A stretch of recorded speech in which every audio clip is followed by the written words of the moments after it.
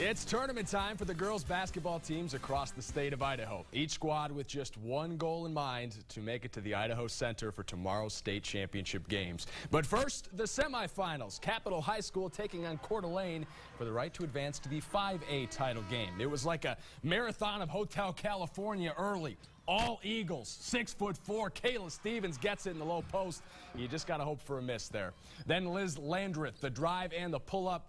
That's a thing of beauty. Capitol out to a 6-3 lead. But then the Vikings hit a stretch where they just couldn't miss. A couple sick passes to Sydney Williams.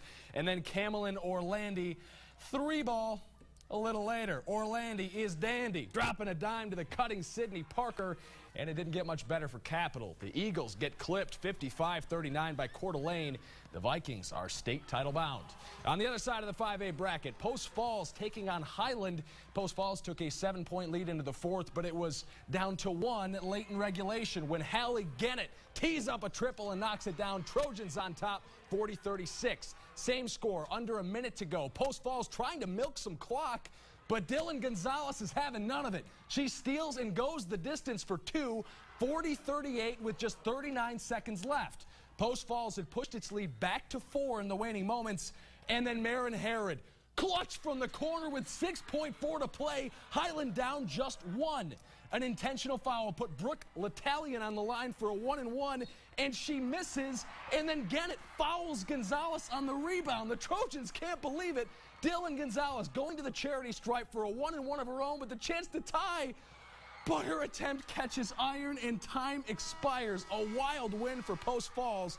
The Trojans will play for it all tomorrow thanks to a 42-41 victory.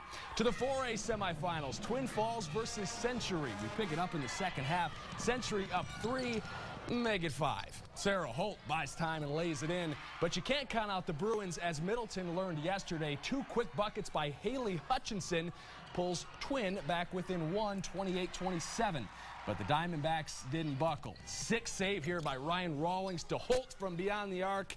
Cash. And then Holt misses one from up close. No fear. Henny Hearn is here. The putback and the foul.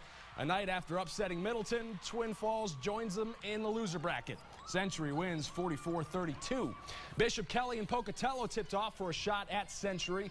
The Knights draw first blood. Michaela Margoito not going to miss from there.